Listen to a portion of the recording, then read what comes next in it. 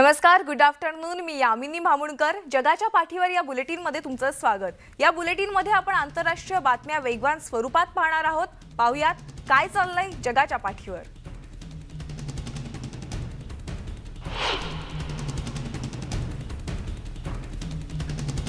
युरोपच्या सर्वात मोठ्या अणुप्रकल्पाच्या परिसरात सुरू असलेली लष्करी कारवाई त्वरित थांबवण्याचं आवाहन संयुक्त राष्ट्रांनी केलंय. या प्रकल्पाचं नुकसान झालं तर त्याचं प्रचंड प्रमाणात केवळ या भागातच नाही तर त्याहीपेक्षा अधिक जाणवतील असंही अधिकाऱ्यांनी म्हटलंय. झापोरेझिया प्लांटवरच्या गोळीबारामुळे रशिया आणि युक्रेन हे दोन्ही देश एकमेकांवरती आरोप प्रत्यारोप करतायत.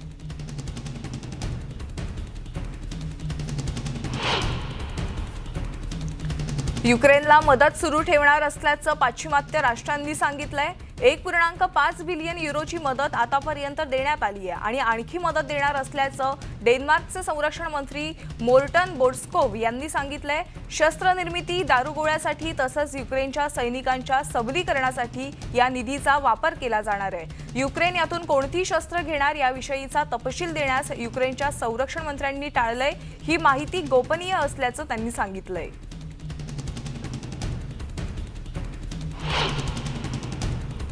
सर्व अरब देशांनी रशियावर निर्बंध आणण्याचं आवाहन युक्रेनचे मध्य आशिया आणि आफ्रिकेतले दूत मॅक्झिम सोब यांनी केलंय.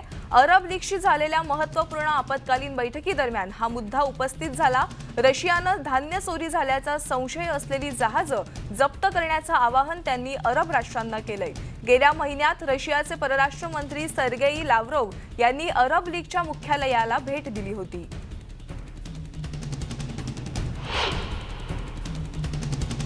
रशियाने युरोपमधील सर्वात मोठ्या अणुऊर्जा प्रकल्पाच्या भूभागावर गोळीबार केल्याचा दावा युक्रेनने करत रशिया आणखी खालच्या पातळीवर गेल्याचा आरोप केलाय. कीवमध्ये बोलताना झेलेन्स्की यांनी प्लांटच्या क्षेत्रावर गोळीबार करून संपूर्ण जगाला धोका असल्याचं म्हटलंय. संयुक्त राष्ट्राचे सरचिटणीस अँटोनियो गुटेरस यांनी मॉस्को आणि कीवला आपत्ती टाळण्यासाठी प्लांटभोवती लष्करी कारवाई थांबवण्याचं आवाहन केलंय.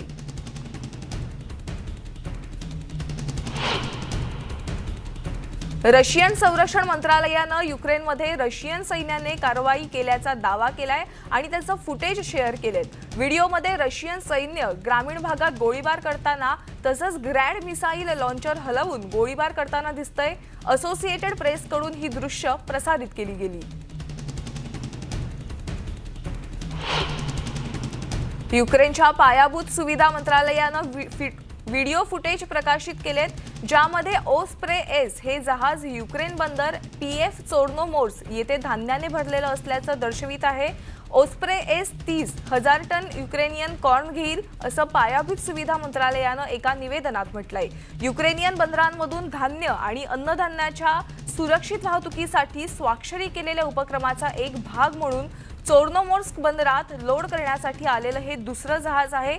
याआधी जुलैमध्ये रशिया आणि युक्रेननं तुर्की आणि युनायटेड नेशन्ससह स्वतंत्र करारांवर स्वाक्षरी केली आहे आणि लाखो टन अत्यंत आवश्यक असलेल्या युक्रेनियन धान्य तसंच काही रशियन धान्य आणि खत काळा समुद्र ओलांडून निर्यात करण्याचा मार्ग मोकळा केलाय. 31 मार्च रोजी रशियन सैन्यानं माघार घेतल्यानंतर बुचाच्या ॲड्यू द अपॉस्टल चर्च जवळील कबरीत 10 मृतदेह सापडलेत. 11वा मृतदेह हा बुचापासून 17 किलोमीटर अंतरावर असलेल्या चेर्नोव या गावात गोळ्या घालून मृत्युमुखी पडलेल्या व्यक्तीचा होता. कीव जवळील बुचा येथे राखाडी आकाशाखाली 11 अज्ञात मृतदेह पुरण्यात आले. फक्त स्मशानभूमीतील कामगार आणि एक पुजारी उपस्थित असताना मृतदेह 2 महिला आणि 9 पुरुष कबरांच्या एका ओळीत अंत्यसंस्कार करण्यात आले. मंगळवारी क्रिमियामधील रशियन हवाई तळावर अनेक शक्तिशाली स्फोट झालेत, ज्यामुळे या भागात धुराचे प्रचंड लोट होते. 2014च्या सुरुवातीच्या काळात मॉस्कोने युक्रेनकडून क्रिमिया ताब्यात घेतल्यापासून साकी हे रशियन 43व्या स्वतंत्र नौदल आक्रमण एअर स्क्वाड्रन महत्त्वाचं ठिकाण आहे. इथं अनेक खंदकही आहेत, जे विशेषतः आग लागल्यास दारुगोळा आणि इतर स्फोटकं ठेवण्यासाठी वापरले जातात. युद्धादरम्यान रशियानं युक्रेनियन सीमेजवळील त्याच्या हद्दीवरील युद्ध सामग्री साठवणुकीच्या ठिकाणी आग लागल्याचा आणि स्फोट झाल्याची नोंद आहे. इथल्या विमानतळावरून सुखोई Su-24 आणि सुखोई Su-30 यासह सुमारे 24 लढाऊ विमानं दिसतायत. ब्लॅक सी सुविधेच्या माध्यमातून हे सॅटेलाइट फोटो जारी करण्यात आलेत. रशियाचे संरक्षण मंत्री सर्गेई शोइगू यांनी तुला इथल्या रॉकेट लॉन्चर कारखान्याला भेट दिली. त्यांचा व्हिडिओ फुटेज रशियाच्या संरक्षण मंत्रालयानं गुरुवारी प्रसिद्ध केलंय.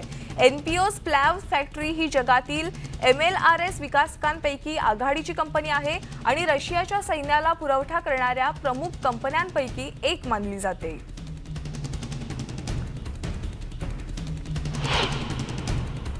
रशियाच्या नागरिकांना व्हिसा देणं युरोपियन युनियन आणि G7 राष्ट्रांनी बंद करण्याचं आवाहन युक्रेनच्या परराष्ट्र मंत्रालयानं केलंय. रशियाच्या नागरिकांच्या युक्रेन विरुद्धच्या युद्धाला पाठिंबा आहे, त्यामुळे त्यांना आंतरराष्ट्रीय सीमा सहजासहजी पार करू न देण्याची गरज आहे. या आठवड्याच्या सुरुवातीला एस्टोनिया आणि फिनलंडच्या नेत्यांनी युरोपियन देशांना रशियन नागरिकांना पर्यटन व्हिसा देणं थांबवण्याचं आवाहन केलंय. रशियानं युक्रेनमध्ये युद्ध लादलेलं असताना इथले नागरिक युरोपमध्ये सुट्टी घालवतात हे योग्य नसल्याचं या नेत्यांचं म्हणणं आहे. या सर्व पाश्चात्य देशांनी रशियन पर्यटकांवर बंदी घातली पाहिजे असं आवाहन युक्रेनचे अध्यक्ष व्होलोडिमीर झेलेन्स्की यांनी सोमवारी वॉशिंग्टन पोस्टच्या मुलाखतीत केलं होतं.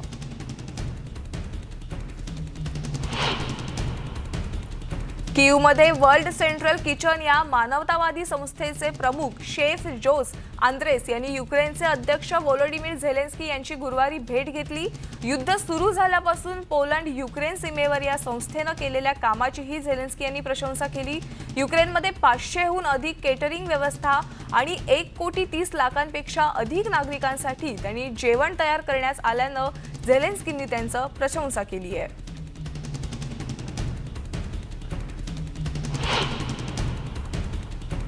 मध्य पूर्व आणि आफ्रिकेतील युक्रेनच्या दूताने गुरुवारी सर्व अरब देशांना रशियावर निर्बंध लागू करण्याचं आवाहन केलंय. अरब लीगच्या तातडीच्या बैठकीत व्हिडिओ लिंकद्वारे बोलताना मॅक्सिम सोब यांनी हे आवाहन केलंय. त्यांच्यावर लादण्यात आलेले निर्बंध टाळण्यासाठी किंवा त्यापासून दूर राहण्यासाठी कोणत्याही प्रकारे हेळसांड करू नका आणि विशेषतः पेट्रोलियम आणि डेरिव्हेटिव्हजवर लागू होत असलेल्या त्याबद्दल त्यांनी सांगितलंय.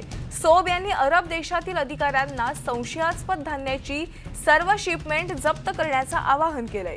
ते म्हणाले की मी आखातीपासून महासागरापर्यंतच्या अरब देशांच्या अधिकाऱ्यांना आवाहन करू इच्छितो आणि त्यांना संशयास्पद धान्याची सर्व शिपमेंट जप्त करण्याचे आदेश देतो, कारण रशियाच्या दंडनीयतेमुळे ते व्यापलेल्या युक्रेनियन दक्षिणेतून धान्य चोरी सुरूच राहील. तर गेल्या महिन्यात रशियाचे परराष्ट्र मंत्री सर्गेई लाव्रोव्ह यांनी अरब लीगच्या मुख्यालयाला भेट दिली होती.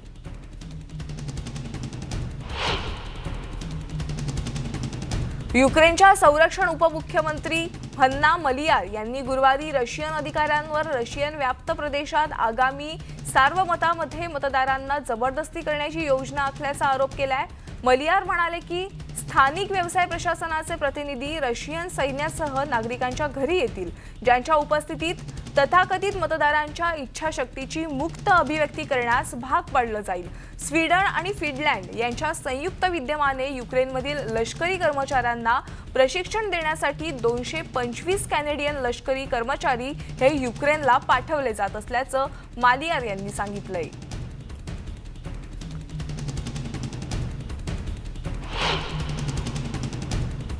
रशियन सैन्याने मारियुपोलमधील निवासी इमारत आणि वैद्यकीय सुविधांच्या पुनर्बांधणीचं काम सुरू ठेवलंय.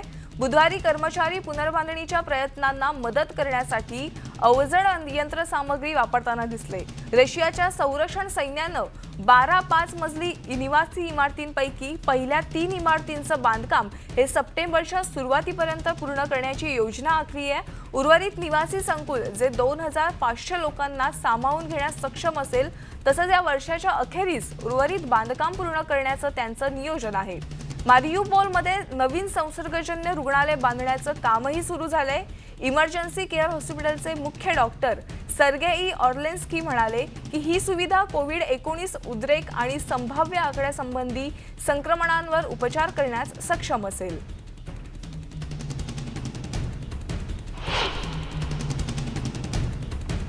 न्याय विभागानं माजी राष्ट्राध्यक्ष डोनाल्ड ट्रम्प यांच्या फ्लोरिडा संपत्तीचा शोध घेण्यापूर्वी FBI ला मिळालेला वॉरंट रद्द करण्याचे आदेश दिलेत, असं अटॉर्नी जनरल मेरिक गारलँड यांनी गुरुवारी सांगितलंय आणि या प्रकरणात असाधारण सार्वजनिक हित असल्याचं मान्य केलंय. खरं तर ही बाब धक्कादायक होती, कारण प्रलंबित तपासादरम्यान अशी कागदपत्र कायद्यानुसार सीलबंद ठेवली जातात, परंतु न्याय विभागानं सांगितलंय की या तपासामुळे माजी अध्यक्ष आणि त्यांच्या सहयोगींच्या कडवट हल्ल्यांमुळे एक पोकळी निर्माण झाली आहे. या परिस्थितीत काय घडलंय हे समजून घेण्यात जनतेची स्पष्ट आणि शक्तिशाली स्वारस्य अनसिलिंगच्या बाजूने आहे, असं गुरुवारी फ्लोरिडा येथील फेडरल न्यायालयात दाखल केलेल्या एका प्रस्तावात म्हटलं गेलंय.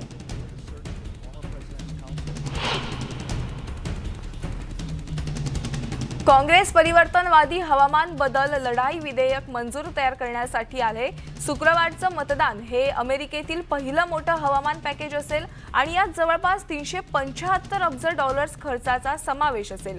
या बिलाचं उद्दिष्ट रोख रक्कम, सबसिडी आणि कर सवलतीसाठी असणार आहे. तसंच हरित ऊर्जा अखेरीस इतकी स्वस्त होऊ शकते की हवामान लढ्यासाठी ती प्रतिरोधक ठरेल. यामुळे अमेरिकेतील कार्बन उत्सर्जन सुमारे 40% कमी होणार आहे. त्यामुळे हे तडजोड विधेयक 34 वर्षांनंतर येत असून सगळ्याचं लक्ष या विधेयकाकडे लागलंय. जेव्हा काँग्रेसनं हवामान बदल हा गंभीर धोका असल्याचा इशारा दिला, तेव्हापासूनच 308 हवामानाशी संबंधित संकट हे अमेरिकेवर ओढावलेत, ज्या प्रत्येकाची किंमत ही $1 अब्ज इतकी मानली जाते.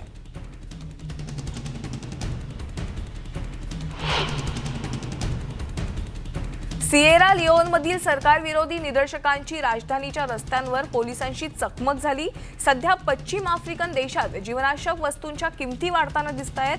त्या विरोधात ही निदर्शनं करण्यात आल्याचं समजतंय. त्यात झालेल्या झटापटीत एक आंदोलक आणि पोलिसाचा मृत्यू झालाय.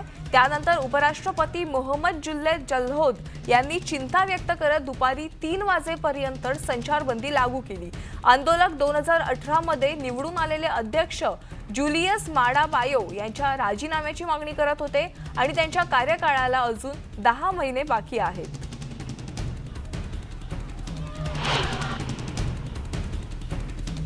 जपानचे पंतप्रधान फुमियो किशिदा यांनी बुधवारी त्यांच्या मंत्रिमंडळात फेरबदल केलेत. किशिदा यांनी पदभार स्वीकारल्यानंतर अवघ्या 10 महिन्यांतील हा दुसरा फेरबदल होता. यात आबे यांचे धाकटे भाऊ संरक्षण मंत्री नोबुओ किशी यांच्यासह 7 मंत्र्यांना हटवण्यात आले. मात्र चर्चच्या नेत्यांनी किशिदाच्या या निर्णयावर जोरदार टीका केली आहे. हंगेरियन राज्याने तेल कंपनी आणि देशाच्या पेट्रोल स्टेशनच्या मुख्य पुरवठादाराने ग्राहकांना पेट्रोल खरेदी कमी करण्याचं आवाहन केलंय. युरोपियन युनियनच्या नेत्यांनी मॉस्कोच्या युक्रेनवरील आक्रमणाच्या निर्बंधाचा एक भाग म्हणून वर्षाच्या अखेरीस बहुतेक रशियन तेल आयातीवर निर्बंध घालण्याचं मान्य केलंय. त्यामुळेच हंगेरियन सरकारनं पेट्रोल आणि डिझेलच्या किमतींवर मर्यादा जाहीर केली आहे.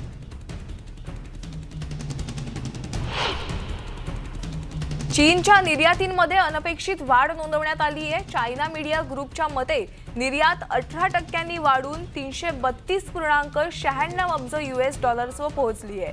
जानेवारी ते जुलै या कालावधीत चीनची एकूण आयात ही $1.58 ट्रिलियन पर्यंत पोहोचली असून यंदा 5.3% यात वाढ होतीये. जगातील ही सर्वात मोठी बाजारपेठ असून यामुळे जागतिक उद्योगांना अधिक ऑर्डर्स मिळत आहेत.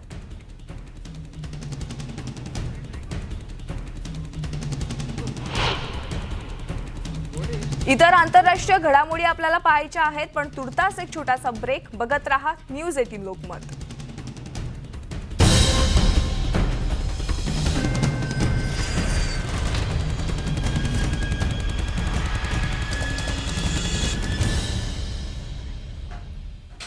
ब्रेकनंतर स्वागत आणि आता उर्वरित आंतरराष्ट्रीय घडामोडी वेगवान स्वरूपात पाहूयात.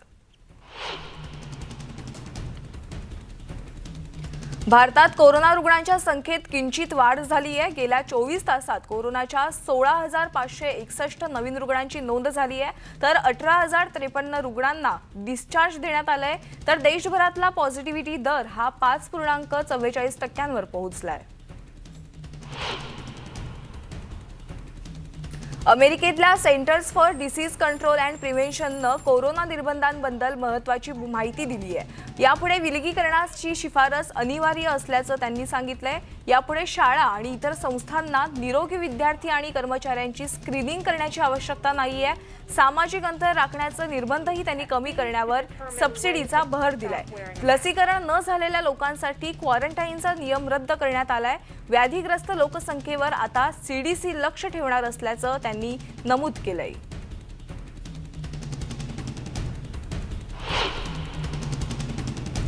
इजिप्तमध्ये पुरातत्व शास्त्रज्ञांनी 2500 वर्षांपूर्वीची बंद शवपेटी उघडली आहे। याचा व्हिडिओ सध्या सोशल मीडियावर तुफान व्हायरल झालाय। मीडिया रिपोर्ट्सनुसार 2020 मध्ये इजिप्तमध्ये 59 बंद शवपेट्या सापडल्या होत्या। त्यापैकी एक शवपेटी शास्त्रज्ञांनी उघडली होती। हे पाहण्यासाठी हजारोंच्या संख्येनं गर्दी झाली होती। शवपेटीमधील ममी आणि इतर वस्तू सुरक्षित होत्या।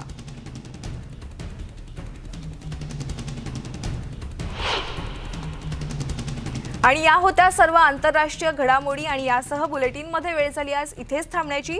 ताज्या बातम्यांसाठी पाहत रहा न्यूज 18 लोकमत आणि आमचं फेसबुक, YouTube आणि ट्विटर अकाउंटला फॉलो आणि सबस्क्राईब करायला विसरू नका।